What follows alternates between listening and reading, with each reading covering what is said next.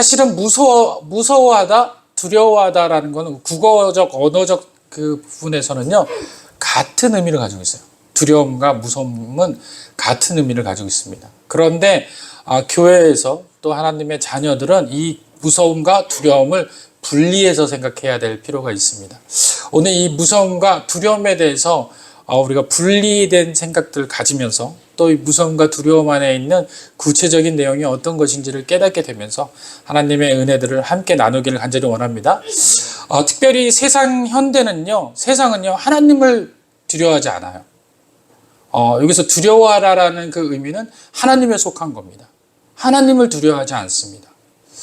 그런데 세상과 권세자들과 또 세상을 유지하려고 하는 애쓰는 또 그것에 대해서 통치하려는 자들을 우리는 무서워하고 있어요. 그래서 이 무서워라는 단어는요, 세상을 향하여서 이야기하는 거고요. 두려워하는 것은요, 하나님을 향해서 이야기 드리는 겁니다. 그런데 오늘은요, 세상에 대해서는 두려워하지 말라라고 이야기를 하고 싶고요. 또 하나님 앞에서는 두려움을 가져야 된다라고 말씀드리고 싶습니다. 조금 전에 말씀드렸듯이 세상은요, 하나님을 두려워하지 않습니다. 그 두려움이 없는 시대는요, 또는 세대는요, 그리고 또한 백성은요, 결과적으로는 하나님 앞에 멸망당할 수밖에 없습니다. 제가 이 이야기를 하고 있는 것은요, 제가 생각나서 이야기를 하는 것이 아니라 역사적 배경이 그 이야기를 하고 있기 때문에 그렇습니다. 여러분들이 알고 있는 애굽이라는 나라는요, 광대한 나라였습니다. 그 통치 기간이 어마무시했고요, 또 문명의 발전이 어마무시했습니다. 그런데 그 나라가 사라지고 말았어요. 그것이 왜 그랬을까요? 자신이 신이다라고 이야기하고 그 수단과 방법을 통치로 사용했기 때문에 결과적으로 멸망하고 말았다는 것입니다. 모든 사람은 한 번 죽게 되어 있습니다. 그 죽는 모든 사람이 영원히 살 수 있는 것이 아니에요. 다시 말하면요, 세상에 가지고 있는 통치는요, 한계가 있고 또 그것이 시간에 따라서 변하게 되어 있다는 겁니다. 그런데 그 많은 그 세상에 통치하는 사람들은요, 그 통치의 수단을 어떤 걸 사용하냐면 바로 무서움을 사용하고 있어요. 이것을 영어로는 fear라고 이야기하고요. 그것을 우리가 해석하면 공포라고 이야기를 합니다. 세상의 정복자들은요, 공포를 사용해요. 그래서 많은 사람들을 폭력과 또 점령과 굴복과 정복으로 많은 사람을 굴복시키죠. 그것을 통하여서 두려움을 갖게 하고 무서움을 갖게 한다라고 여러분들이 이해하면 좋을 것 같습니다. 또한 애굽만 그렇게 멸망한 것이 아닙니다. 그런 폭력과 또 공포를 통해 가지고 애굽은 멸망당했지만 또 애굽만 멸망한 것이 아니라 여러분들이 알고 있는 바벨론도 멸망했고요. 또 시대의 가장 강력한 국가라고 할 수 있었던 로마 역시 멸망하고 말았습니다. 그리고 20세기에 들어와가지고 19세기에서 20세기에 가장 전쟁에 소용돌이를 쳤던 그 시간에 독일이라는 나라도 멸망하고 말았습니다. 지금도 이 멸망의 순간들은요, 진행되고 있어요. 계속해서 폭력과 공포로 통치하려는 사람들은요, 그 끝이 멸망으로 끝나고 말았다라는 겁니다. 그렇습니다. 이 멸망과 이 어려움은, 이 통치는요, 통치를 가장하고 있지만 사실은 이것이 무섭고 두려운 그런 것은 아니라는 겁니다. 그 이유는 끝이 있기 때문에 그렇습니다. 그런데 하나님은 다릅니다. 세상의 무서움과 통치와 공포는요, 그 끝이 무엇을 향해 가냐면 복종을 향해 가고 있어요. 그래서 많은 사람들이 이 두렵고 무서운 관계를 통해서 무엇이 삶 가운데 남게 돼요? 그 통치하는 사람들에게 복종하게 되는 그런 악영향을 낳게 되는 것이죠. 그런데 하나님의 앞에서 하나님을 두려워하라는 이 의미와 은혜는요, 많은 시간이 걸립니다. 하나님 앞에 두려워하려고 하는 이 두려운 시간은요, 시간이 굉장히 많이 걸려요. 왜 그러냐면요, 바로 관계를 통해서 이 두려움이 형성되기 때문에 그렇습니다. 하나님을 처음 뵀을 때 두렵습니까? 아니면 무섭습니까? 만약에 하나님이 공포로 다가온다면 이건 하나님과의 관계가 잘못되어진 겁니다. 분명히 하나님과의 관계를 계속 진행하고 지속하다 보면요, 하나님은 공포에 대한 대상이 아니라 하나님은 두려움에 대한 대상이 될 줄 믿습니다. 근데 이 두려움이라는 것은요, 우리가 환경적으로 이야기하는 것이 이 공포와 연관되어 있는 것처럼 보이지만 성경적 두려움은요, 헬라어 포포스라고 이야기하는데 이것을 뭐라고 이야기하냐면 경외라고 이야기합니다. 따라합시다. 경외. 경외. 하나님을 두려워한다라는 것은요, 이 두려움이 공포가 아니라 하나님을 경외하는 것으로 그 두려움을 갖게 되는 겁니다. 제가 조금 전에 말씀드렸듯이 하나님을 두려워한다라는 그거는 시간이 걸리고요, 관계를 통해서 만들어진다라고 했습니다. 그것이 하나님과 연계돼서 관계가 깊어지면 깊어질수록요, 그분의 성품에 감동되게 되어 있어요. 그분의 위대함에 놀라게 되어 있고요, 그분의 이 은혜에 감격하게 되어 있습니다. 그렇게 하나님의 은혜와 성품에 대해서, 위대함에 대해서 감격하면요, 세상에 없는 경외가 내 삶 가운데 가득하게 되어지고 펼쳐지게 됩니다. 나도 모르게 하나님에 대한 두려움을 갖게 되는 겁니다. 이것은요, 외부에서 어떤 충격에 의해서 또 어떤 그 통치의 목적에 의해서 완성되어지는 것이 아니라 하나님과 나눔과 섬김과 교제를 통해서 완성되어진다는 거예요. 그래서 하나님 앞에 예배드리고 하나님의 은혜를 경험하게 되고 하나님을 더욱더 깊이 알게 되면요, 저절로 그 두려움과 경외가 완성되어지는 거예요. 그러고 난 다음에 그 경외와 두려움이 완성되어질 즈음에 우리는 믿음이라는 것이 형성되어지는 겁니다. 다시 말하면요, 믿음으로 나가기 위해서는 반드시 필요한 단계가 있는데 그것이 바로 이 경외의 단계예요. 하나님에 대한 두려움의 단계입니다. 그렇다면 하나님에 대한 두려움이 왜 필요할까요? 그것은요, 우리가 가지고 있는 죄성에 대해서 낱낱이 알게 되어야 되기 때문에 그렇습니다. 죄성을 하나님의 은혜와 하나님의 말씀에 조명받게 되잖아요. 그러면 우리가 가지고 있는 죄가 알게 되고 깨닫게 되어지는 거예요. 그 죄에 대해서 생각하지 아니할 수가 없게 되는 겁니다.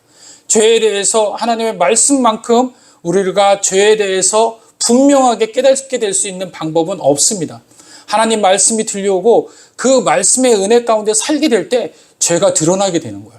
그 죄가 우리가 깨닫게 되면요, 그 죄를 해결하지 않고서는 하나님 앞에 나아갈 수 없음을 깨닫게 됩니다. 왜냐하면 하나님은 죄가 없으신 분이시기 때문입니다. 그래서 죄를 가지고 하나님 앞에 나갈 때는 분명히 불편함이 있어요.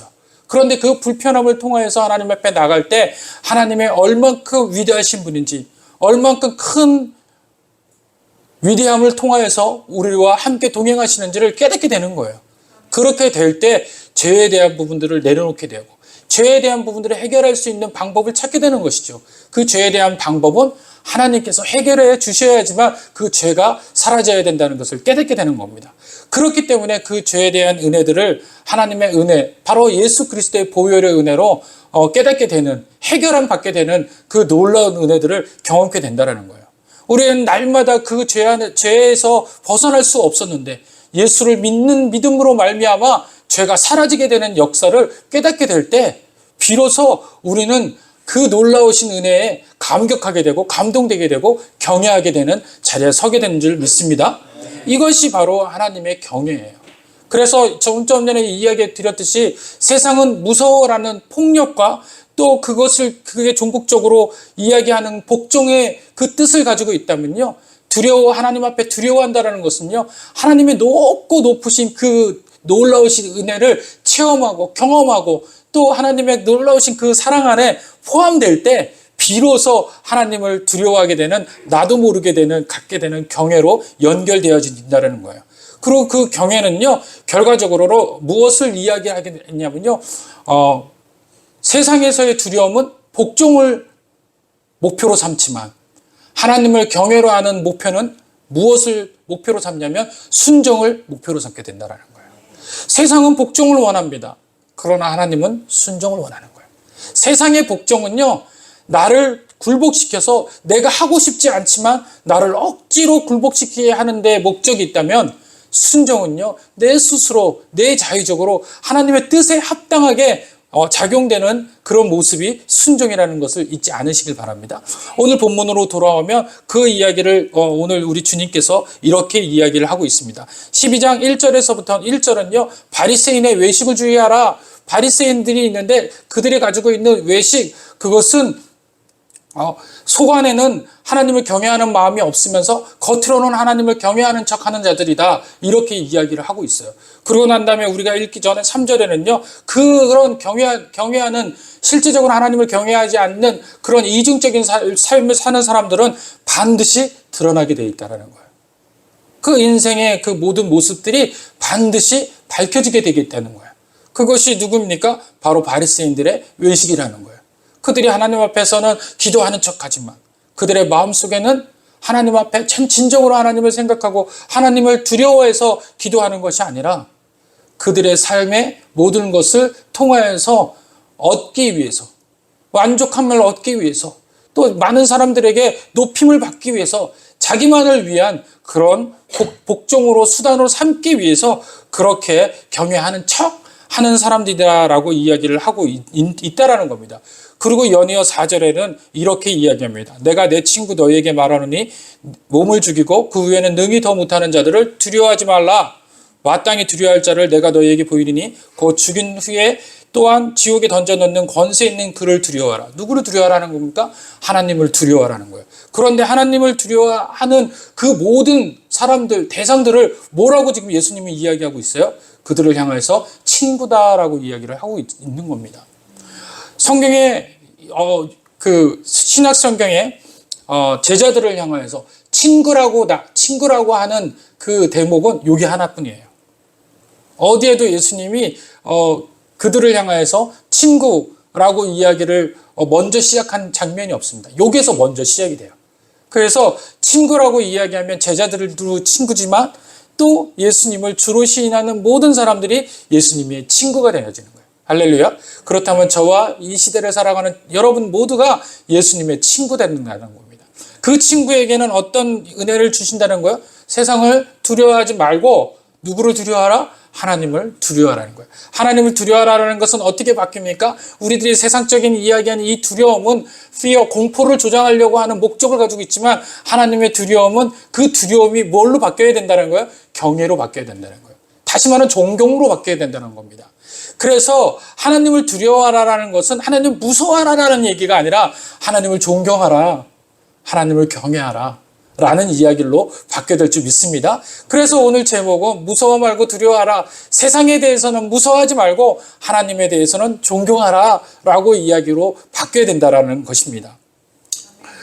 여러분, 출애굽기에 바로는 세상의 왕으로 가장 높임을 받았던 사람입니다. 그가 하나님 앞에서 하나님과 대적하여서 하나님을 상대로 시간을 보내는 그 순간에 하나님께서 9장 5절에 보니까 여호와께서 기한을 정하여 여호와가 내일 이 땅에서 이 일을 행할 것이다 라고 이야기합니다. 그 바로에게 어떻게 정해서 이야기합니까? 기한을 정했다라고 표현을 하고 계세요. 다시 말하면요, 하나님께서 세상의 왕인 그 바로가 자기가 신이 되어서 세상을 통치하면서 이스라엘 백성과 그 애굽 백성들에게 공포와 또 그들에게 복종을 요구했는데 하나님께서 그 모든 그 모습을 보시고 그에게 뭐라고 이야기합니까? 그에게 기한을 주고 그 뜻을 하나님께서 이를 행하실 것이다 라고 이야기합니다. 그리고 10가지의 재앙을 통해 가지고 그를 굴복시켜요. 자기가 왕이고 자기가 복종을 하여야 하는 대상이었는데 결국 어떻게 됩니까? 하나님의 놀라우신 섭리에 따라서 하나님의 권능에 따라서 그가 굴복하고 맙니다. 그런데 그 굴복을 하면서 하나님께서 그에게 이렇게 이야기를 하고 계시는 거예요. 9장 14절에 보니까 이렇게 이야기합니다. 내가 이번에는 모든 재앙을 너와 내 신하에게 내 백성에게 내려 온 천하에 나와 같은 자가 없음을 내게 알게 하리라. 어떻게 하신다고요? 모든 재앙을 주는데 그것을 재앙을 주는 목적이 뭐라고요? 그를 복종시키기 위해서 또는 그를 심판하기 위해서 그것을 재앙을 내리신다는 것이 아니었어요. 재앙을 내리신 이유는 뭡니까? 이 재앙을 통하여서 온 천하에 나와 같은 자가 없음. 다시 말하면 온 천하에 하나님 같은 신분이 없고 하나님 같은 위대하신 분이 없고 하나님같이 존경받으실 분이 없다라는 것을 깨닫게 하기 위한 방법을 사용하시겠다라는 거예요. 다시 말하면 이 방법을 통해서 많은 사람들은 그 재앙의 수준이 누굴 통해서 이루어질 거라고 이야기합니까? 바로를 통해서 정복당하고 또 굴복당하고 복종당할 것이라고 생각해서 세상은 바로가 제일 무서웠어요. 그러나 그 바로 역시 누구를 통해서 세워진다라고 이야기를 하시는 겁니까? 하나님의 주권 안에 놓여 있다는 것을 알게 하시겠다는 거예요. 그것이 하나님의 목적이었다는 겁니다. 그리고 뒤이어서 뭐라고 이야기하냐면 내가 손을 펴서 돌림병으로 너와 내 백성을 쳤더라면 내가 세상에서 끊어질 것이다. 다시 말하면요, 하나님께서 돌림병으로 모든 사람이 죽게끔 하는 방법으로 만약에 애굽을 쳤다면 아마 바로도 거기에 있는 모든 백성들도 다 죽었을 것이라는 거예요. 그러나 16절에 보니까 뭐라고 이야기하시냐면 내가 너를 세웠다라는 거예요. 세웠다라는 거예요. 네가 지금 네 스스로 왕이 된 것 같이 보이지만 실은 누가 세웠다라는 겁니까? 하나님께서 세웠다라는 거예요. 하나님의 주권 안에 놓여 있다라는 겁니다. 세웠음은 나의 능력을 내게 보이고 내 이름이 온천에 전파되게 하려 하였습니다. 아멘. 다시 말하면요, 그 놀라우신 능력을 통해서 그 바로가 질 수 있는, 바로가 이길 수 없는 분, 그분이 누굽니까? 바로 하나님이세요. 바로는 자기가 신이었었어요. 그리고 많은 사람들이 자기를 우러러보길 원합니다. 그런데 그가 가지고 있는 최악의 경우는 뭡니까? 약한 고리는 뭡니까? 그는 그들을 공포로 그들을 복종시킬 수 있었지만 그들 스스로가 존중히 여기고 존귀히 여기는 그런 위치에 서 있지 않았다라는 거예요. 자기는 많은 세상 사람들에게 착각스럽게 자기가 존경받고 또 존중히 여기는 자로 여길지 모르지만 실상은 그 백성들이 또는 이방인들이 그 앞에 복종하는 것은 그를 존중히 여기서 복종하는 것이 아니라 그가 휘두르는 폭력에 의해서 공포스러워서 그에게 복종한다라는 겁니다. 그런데 그 하나님께서 뭐라고 이야기하십니까? 그런 그도 하나님의 주권 안에 세웠다라고 이야기하시는 것입니다. 그러니 오늘 다시 돌아와서 누가복음 12장에는 그런 세상을 두려워하지 말라라는 거예요.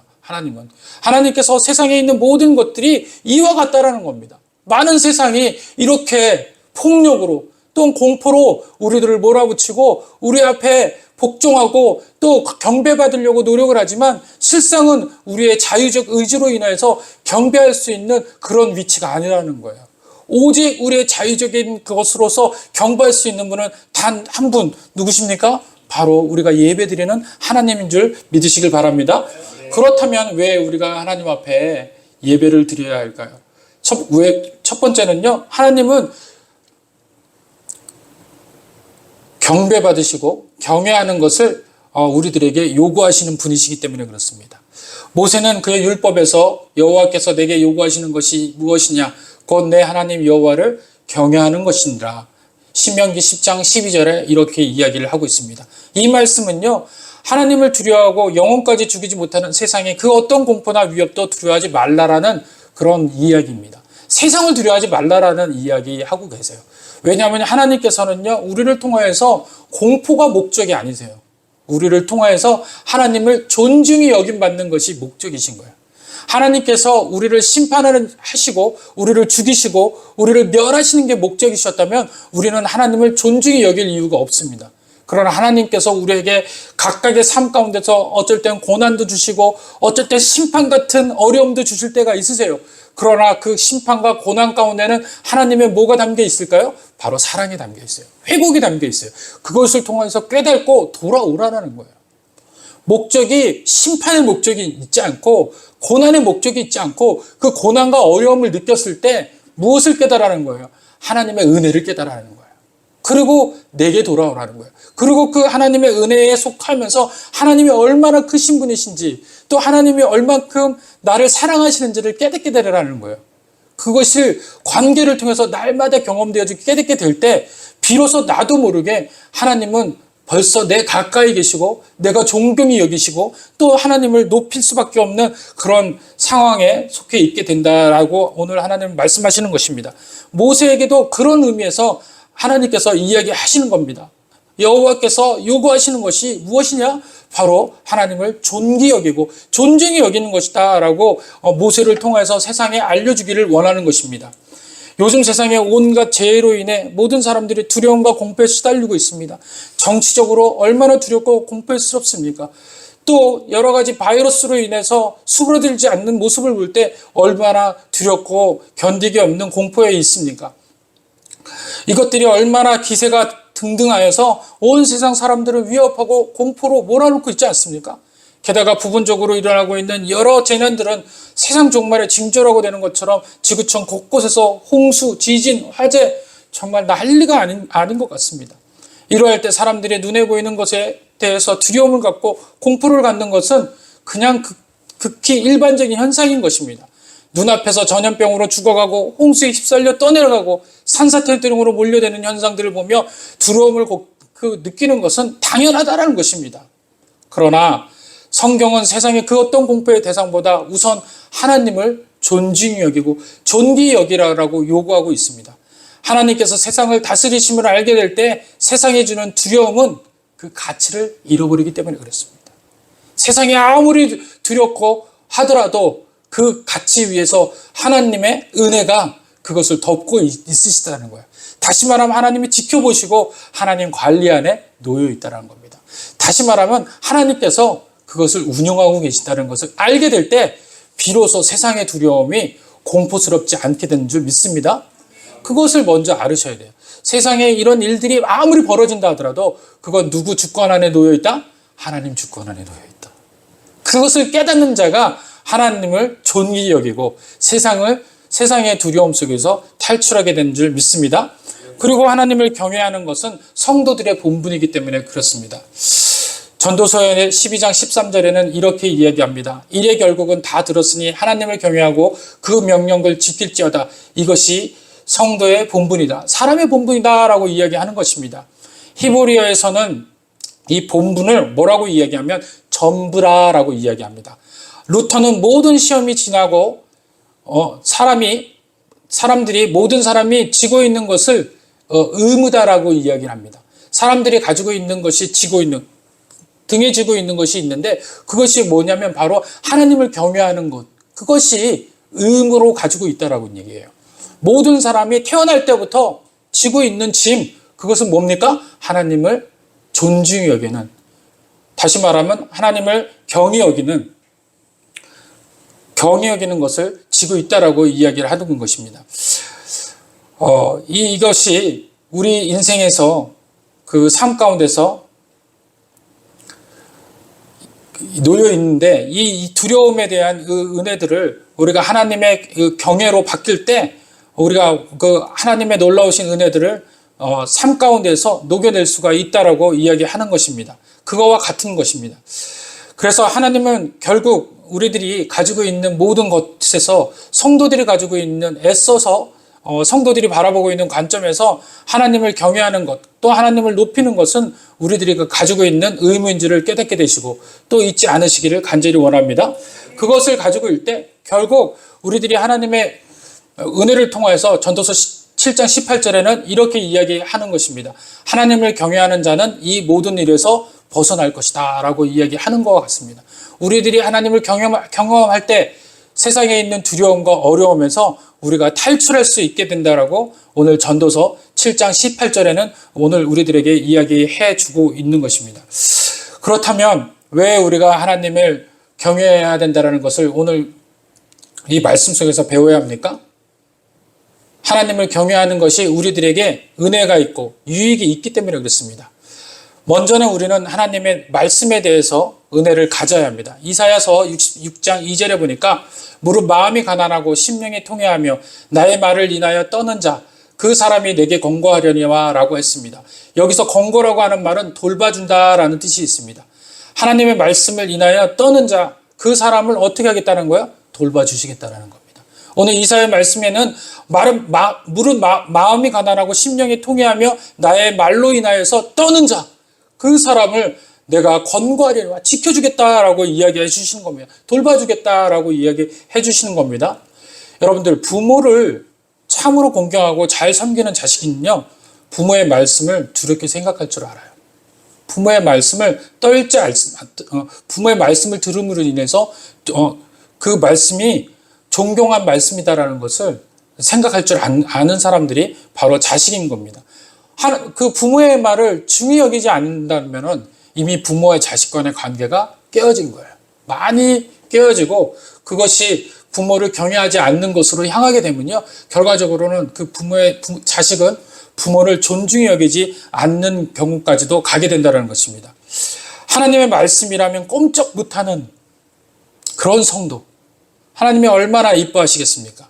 하나님께서 말씀하실 때 그 말씀이 귀에 들어오고 또 그것이 존귀히 여기고 그 말씀대로 살고자 노력하는 성도, 그 성도가 얼마나 하나님의 보시기에 이뻐하는 성도이겠습니까?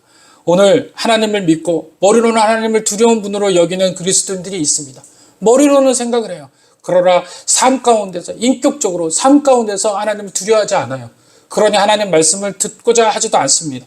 이런 분들은 하나님의 성도가 아니라 교인이라고 이야기하는 것입니다. 그냥 자기의 문제만 해결하고 자기의 문제만 또 하나님께서 온전히 지켜주시기를 바라고 나오는 그런 성도들, 일반적인 성도, 이것이 바로 교인이라고 이야기하는 거예요. 그러나 구체적으로 하나님 말씀을 두려워하며 하나님 말씀에 귀 기울이며 하나님의 말씀대로 살려고 애쓰는 사람, 이 사람이 바로 성도가 되는 사람인 줄 믿으시길 바랍니다. 그래서 오늘 하나님 말씀에 순종하며 나아가시는 저와 여러분 되길 간절히 원합니다. 그리고 하나님 앞에서 범죄함을 두려워해야 돼요. 하나님 앞에서 범죄함을 두려워해야 된다는 겁니다. 제가 서두에 하나님을 두려워하지 않는 세대에 대해서 이야기를 드렸습니다. 그 하나님을 두려워하지 않는 시대와 세대는요, 백성은요, 그들이 가지고 있는 것들이 있는데 그것은 뭐냐면 그들이 죄에 가득했을 때 하나님을 두려워하지 않아요. 그들의 죄가 아무리 크고 번성하여져도 하나님의 심판이 없으니까 하나님을 두려워하지 않습니다. 이 시대와 세상이요, 지금 그렇게 돌아가고 있어요. 많은 범죄를 저질러도 그 범죄에 대한 어떤 심판도 있지 않으니까 그 범죄가 더 노골화되고 있어요. 더 자극적이고 되고 있습니다. 그래서 예전에는 그 윤리적인 것으로 도둑질 아니하는 거, 또 남을 속이지 않는 것에 대해서 또 위험을 느끼고 또 두려움을 느꼈다면 요즘은 남 속이는 것은 장난이 아니에요. 살인하는 것도 장난이 아닙니다. 너무도 많은 일들이 우리 주위에서 벌어지고 있다는 것입니다. 그 이유는 뭡니까? 바로 하나님이 옆에 계시고 지켜보신다는 것을 생각지 않기 때문에 오는 그런 현상이라는 겁니다. 그렇기 때문에 오늘 저와 성도는요, 하나님 앞에서 범죄함을 두려워하는 자 되시기를 간절히 원합니다. 시편 4장 4편에는 이렇게 이야기합니다. 보면 너희는 떨며 범죄치 말지어다. 자리에 누워 심중에 말하고 잠잠할지어다 라고 이야기합니다. 죄를 짓는 것을 두려워할 줄 알아야 참 신앙인이고, 사람 눈에만 들키지 않으면 죄 짓는 일을 식은죽 먹다고 범죄하고 애통하는 마음을 가지지 아니하고 두려워할 줄 모르는 사람이 있다면 이것은 하나님과 관계가 이미 끊어진 사람입니다. 하나님을 경외하는 것은요, 신앙이 없는 사람이 아닌 신앙을 가진 사람으로서 당연히 가져야 되는 그런 하나님의 놀라우신 은혜들의 앞에 무릎 꿇고 두려워하는 사람일 줄 믿습니다. 하나님께서 그런 자들에게 큰 징계와 심판을 내릴 거예요. 하나님을 두려워하는 자들에게 반드시 하나님의 심판이 임하게 될 줄 믿습니다. 여호와 하나님은 불꽃 같은 눈으로 못 보시는 곳이 없습니다. 온 땅을 두루 살피시며 또 온 땅에 있는 모든 인간의 행위를 모두를 감찰하시고 저울질하고 달아보시는 분이 바로 하나님이십니다. 고로 그러한 하나님을 두렵게 여기는 성도들이 진정 죄 짓는 것을 두려워할 줄 알아야 될 줄 믿습니다. 그리고 우리가 어쩌다가 죄를 짓더라도 그 우리 삶 가운데서 어찌할 거야 하는 애통함이 우리 삶 가운데 있어야 돼요. 마틴 루터는요, 언젠가 자기가 지은 죄를 깨닫고 졸도할 정도였다라고 합니다. 그렇게 죄를 두려워할 사람이었기에 암흑시대에 흑암의 장막을 걷어치고 위대한 종교 개혁자가 된 것이에요. 그래서 루터가 이 죄 때문에 얼마나 많은 시간들을 하나님 앞에서 회개하며 그랬는지 모릅니다. 오늘 우리도 마찬가지로 우리가 죄를 지을 때 누가 보고 계시다라는 걸 인지하셔야 돼요. 하나님이 곁에 계시다라는 거. 그래서 작은 죄에도 또 작은 일에도 우리가 늘 하나님이 보고 계시다라는 것을 목도하면서 진행할 줄 믿습니다.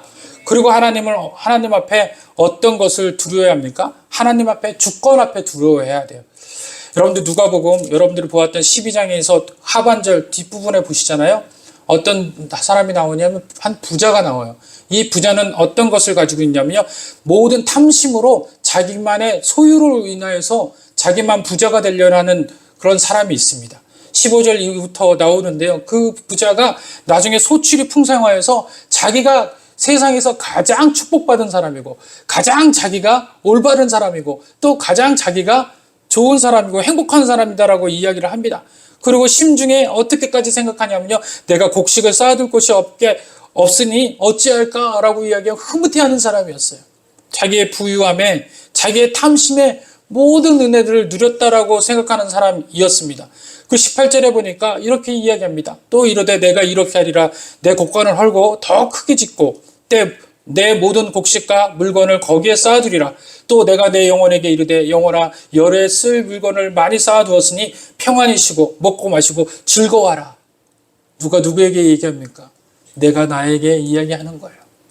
자기가 주인이 되어서 자기가 통치자가 되어서 자기가 세상의 주권자가 되어서 자기 이야기를 하고 있습니다.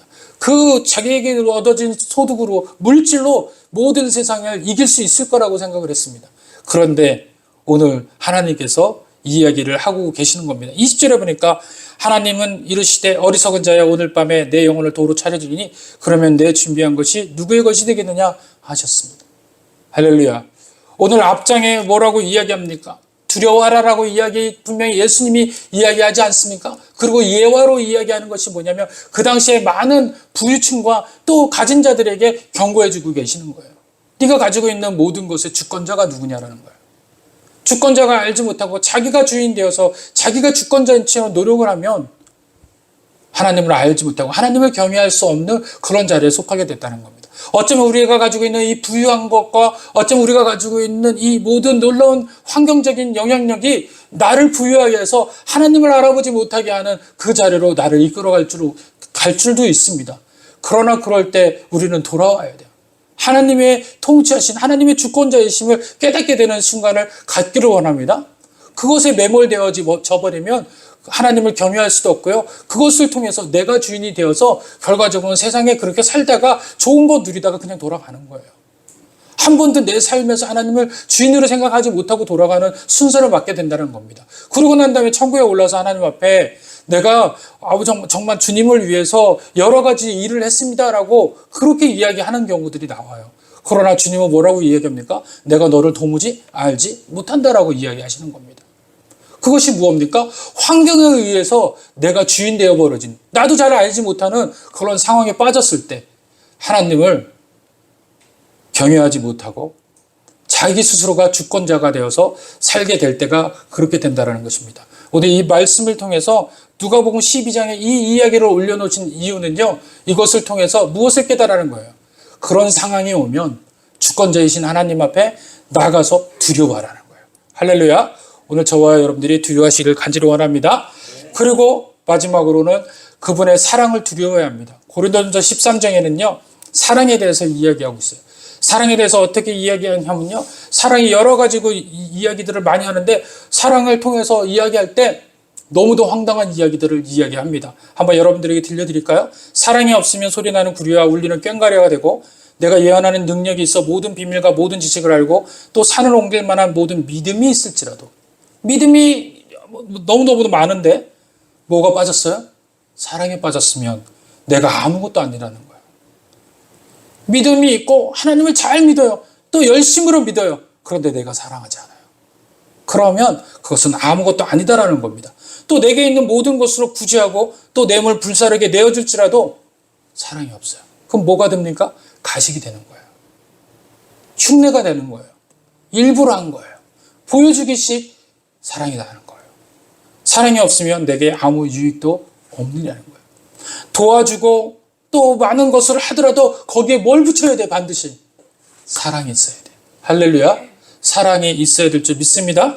사랑은 오래 참고 사랑은 온유하며 시기하지 아니하며 사랑은 자랑하지 아니하며 교만하지 아니하며.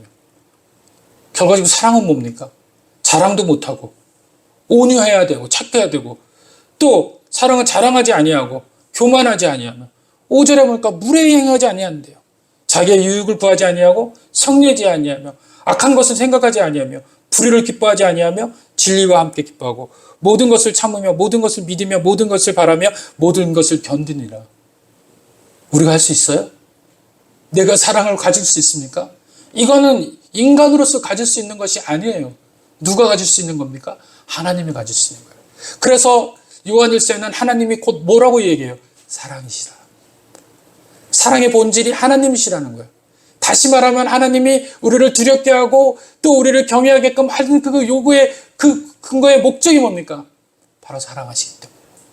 그래서 하나님을 경외하는 은혜들을 경험하고 하나님의 두려운 그 관계 속에 포함될 때 우리는 깨닫게 되는 게 뭐예요?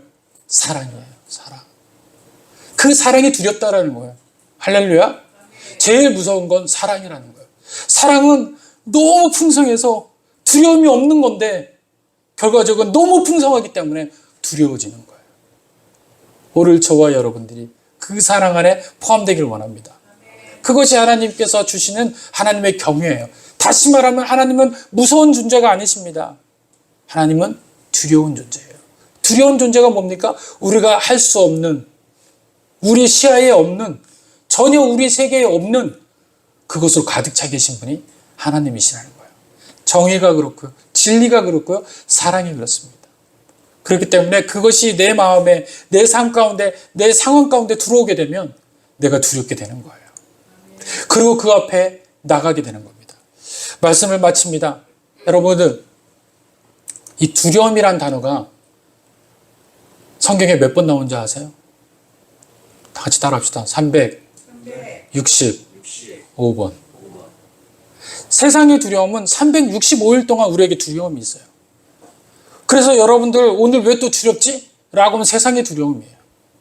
365일 동안 두려움이 있다라는 거예요. 할렐루야. 그러나 그 두려움을 두려워하지 말고, 무서워하지 말고 하나님만 두려워하시길 바랍니다. 365일 하나님을 경외하시는 시간 되기를 원합니다. 365일 이 두려워하다는 단어가 똑같이 사용되는 거예요. 무엇을 선택하겠습니까? 세상을 두려워하는데 365일을 소유할 겁니까? 아니면 하나님을 경외하는데, 하나님을 찾고 하나님을 만남으로 인해서 하나님의 그 성품에 놀라고 사랑에 놀라고 감격하는 365일이 되시랍니까? 오늘 저와 여러분들이 하나님 앞에 감격하고 놀라는 365일 되기를 원합니다. 그렇게 기뻐졌을 때 나도 모르게 뭐가 남는다고요? 다 같이 따라합시다. 믿음. 믿음이 남게 되는 거예요. 여러분들이 365일 하나님을 경외할 때, 365일 마감할 때 여러분들의 남는 선물은, 은혜는 바로 믿음이라는 은혜가 여러분들 두 손에, 두 마음에 남겨지게 될 줄 믿습니다. 그래서 52주 예배 잘 들으셔서 하나님을 경외함으로 믿음으로 남는 저와 여러분 되시길 간절히 원합니다. 기도하겠습니다.